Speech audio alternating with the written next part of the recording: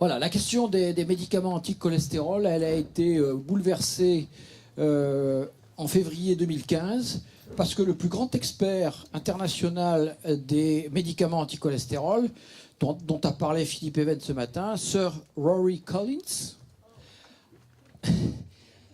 a avoué qu'il avait menti. Voilà, tout simplement, il s'est disputé avec les éditeurs du British Medical Journal. Et à la suite, on a fait venir des arbitres, etc. Et en fait, il a avoué, vous voyez, ça c'est l'Express, le CTSU, c'est ce dont parlait Philippe ce matin. Et voilà, et vous voyez, Rory Collins avoue qu'on a besoin de travaux supplémentaires pour garantir la safety, l'innocuité des statines, alors que pendant 30 ans, ils nous ont affirmé que ces médicaments n'étaient pas dangereux, etc. Et que si vous disiez la moindre chose concernant les effets toxiques éventuels de ces médicaments, eh ben, ils vous poursuivaient. Et tout d'un coup, le numéro 1, c'est la référence absolue pour l'industrie pharmaceutique, avoue, mea culpa, j'ai menti. Alors, qu'ils soient encore à l'université d'Oxford, ça vous donne une idée des rapports et des rapports de force. Il devrait être viré, d'une part, c'est le minimum. Et probablement, il devrait être mis en prison. Bon, alors, ça, vous allez bien regarder ça, parce que ça, c'est une relation, ça s'est publié dans un grand journal américain, et ça vous montre la relation entre le cholestérol, le soi-disant mauvais, là, le mauvais cholestérol, et puis l'incidence des cancers. Et ces statistiques, elles sont produites sur la base de données d'essais cliniques faits par l'industrie pharmaceutique. Et vous voyez tout de suite, pourquoi il y a deux courbes, parce que d'un côté, il y a ceux qui reçoivent les statines et ceux qui reçoivent le placebo, puisque ce sont des essais cliniques. Et vous voyez immédiatement qu'il y a une relation inverse. Hein. Plus votre cholestérol augmente, et plus votre risque de cancer diminue. C'est pour moi qui le dis, c'est publié. Vous voyez, c'est extrêmement fort comme relation. On le sait depuis très longtemps, mais on avait du mal à l'admettre. Et évidemment, il y avait des disputes. Mais là, maintenant, vous avez ça qui crève les yeux. Avoir un cholestérol élevé, c'est associé à une diminution du risque d'avoir un cancer. Et si on diminue votre cholestérol avec des médicaments, automatiquement, vous avez plus de cancer. Sauf que, vous imaginez bien ce qui se passe là. Si vous êtes protégé avec un cholestérol élevé, c'est à vous qu'on va donner la statine. Et on va vous comparer avec des gens qui ont un cholestérol bas et qui ne reçoivent pas le médicament. Autrement dit, il va falloir, pour qu'une étude épidémiologique montre quelque chose, il va falloir remonter la pente. Au bout d'un certain temps, vous allez avoir un rapport égal, un risque égal, et il va falloir un certain temps pour que l'effet toxique, l'effet cancérigène des statines s'exprime. Est-ce que vous avez compris? Ça veut dire qu'avec des essais cliniques, qui durent en moyenne 3-4 ans, vous ne pouvez pas le voir. Et quand un rigolo de l'industrie pharmaceutique ou un expert rémunéré, généralement travaillant dans une université, vous dit « les essais cliniques n'ont montré aucun effet des statines sur les cancers », il se moque de vous. Parce que ce n'est pas en 3 ans que vous allez le voir, ni en 4 ans. Il faut à peu près, maintenant on a les données, on a du recul, il faut à peu près 7-8 ans pour que la relation entre statine et cancer apparaisse. Par contre, là, ce que vous avez, ça crève les yeux, hein, c'est la relation entre cholestérol et cancer. Alors, tout ça, ces raisonnements, vous les trouvez dans ce livre écrit par un excellent auteur.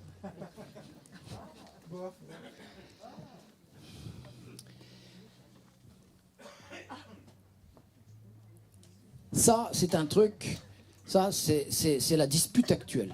Pourquoi je dis que c'est une dispute? Parce que sodium et glucose, en fait, d'un côté, le glucose, c'est le diabète, et de l'autre côté, sodium, c'est la pression artérielle. C'est le volume qu'il y a dans nos vaisseaux. Plus il y a du volume, plus il y a des chances qu'on ait une pression artérielle haute. Et c'est quand on veut baisser la pression artérielle, le premier médicament qu'on donne en général, c'est un diurétique, c'est-à-dire un médicament qui fait fuir le sodium dans les urines. Alors pourquoi il y a de la dispute et pourquoi j'appelle ça les nouveaux temps modernes? Je vais juste vous donner un exemple. Voilà, ça c'est le genre de choses qui donnent des informations aux médecins anglo-saxons, mais assez souvent en France, s'ils ont le courage de lire un peu en anglais. C'est un site internet qui s'appelle MedPage Today. Et alors, la semaine dernière, voilà ce qu'il nous raconte. L'Association américaine du cœur, on va dire la Société française de cardiologie, mais en Amérique, dit qu'elle est contre la science. Voilà, je résume. Hein. À propos de quoi? Eh bien, à propos d'une question soulevée par d'autres chercheurs sur l'importance du sodium pour notre santé. Je vais vite. Hein. Alors, qu'est-ce qu'ils disent? Eh bien, simplement que l'American Heart Association, vous voyez, c'est vraiment c'est la référence internationale, y compris pour les Européens et encore plus pour les Français. Généralement, les Français ne comprennent même pas ce qui se dit là-dedans. Ils ne font pas la critique, ils ne font pas les différences. Mais vous voyez, là, il dit l'American Heart Association, de manière brutale, réfute, merci, les récentes données concernant la consommation de sodium. Parce que depuis des années, on nous raconte qu'il faut diminuer notre consommation de sodium. Peu importe, hein, je ne vais pas discuter ça maintenant, c'est pas l'heure. Et pourquoi ils disent ça? Pourquoi ils réfutent? Eh bien parce qu'un groupe, un consortium international de chercheurs a dit, finalement, le sodium, c'est pas si important que ça, concernant notre risque, notamment notre risque cardiovasculaire, ou les effets sur la mortalité. Et qu'est-ce qu'ils publient? Et c'est intéressant parce qu'ils ne publient pas la consommation de sodium, mais l'excrétion, c'est-à-dire le sodium mesuré dans les urines. Avec l'idée de base que si on consomme beaucoup de sodium et qu'on n'en a pas besoin, on va l'éliminer dans les urines. Et par conséquent, en mesurant, c'est plus facile, mesurer le sodium dans les urines qu'évaluer la consommation de sodium dans notre régime quotidien. Hein, c'est un facteur biologique. Et alors, qu'est-ce qu'ils trouvent? Ben, ils trouvent quelque chose d'évident et qu'on trouve toujours dans les paramètres biologiques par rapport au pronostic vital, c'est une courbe en U. Il n'y a rien d'étonnant à ça, c'est toujours comme ça. Si vous enlevez le sodium ici, que vous mettez la pression artérielle, ou la fréquence cardiaque, ou le calcium, ou le cholestérol, ou les triglycérides, tout ce que vous voulez, le glucose, vous avez toujours cette formule. Au milieu, le risque est minimum, trop bas, pas bon. Vous avez vu avec le cholestérol, trop bas, ça augmente le risque de cancer, trop haut, on part là, vers n'importe quoi, c'est pas bon non plus. Donc c'est une évidence. Quand vous allez au labo et qu'on vous mesure vos paramètres biologiques, on vous dit toujours la moyenne et puis les valeurs à partir desquelles ça devient anormal, vers le bas et vers le haut. La physiologie humaine ou animale, c'est toujours comme ça. Mais si vous avez décidé qu'il fallait prendre des médicaments pour diminuer le sodium, alors ça ne vous plaît pas, ce genre de courbe. Et vous allez réfuter les données évidentes qui sont publiées par ces gens-là. J'ai aucune amitié pour les gens qui publient ça. Au contraire, c'est des gens pour lesquels j'ai aucun respect. Et pour ceux qui... hein, il y a un dénommé Youssouf, là, qui vient de publier par ailleurs une étude sur les statines qui est complètement nulle, complètement biaisée. Et c'est pour dire que en fait, on a le meilleur et le pire partout, tout le temps. Alors, pourquoi je continue? Et pourquoi c'est important, cette affaire? Et pourquoi je vous parle aussi du glucose? Parce qu'en fait, la relation qu'il y a entre le sodium et le risque, ou le pronostic général, en fait, ça dépend d'autres facteurs. Les autres facteurs, ils sont là. C'est qu'en fait, dans votre tube digestif, comme dans vos reins, le métabolisme du sodium et le métabolisme du glucose sont liés. Qu'est-ce que ça veut dire? Ça veut dire qu'ils interagissent. Ça veut dire que quand vous étudiez le sodium, si vous n'étudiez pas en même temps le risque métabolique, le diabète en général, le glucose, alors vous ratez un paramètre absolument fondamental pour évaluer le risque lié au sodium. C'est peut-être pas le sodium, c'est peut-être le glucose.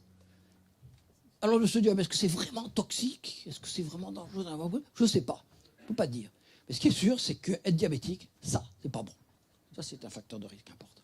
Donc ça, c'est vraiment très très important de comprendre que si vous étudiez le sodium sans étudier le glucose, vous passez à côté du problème.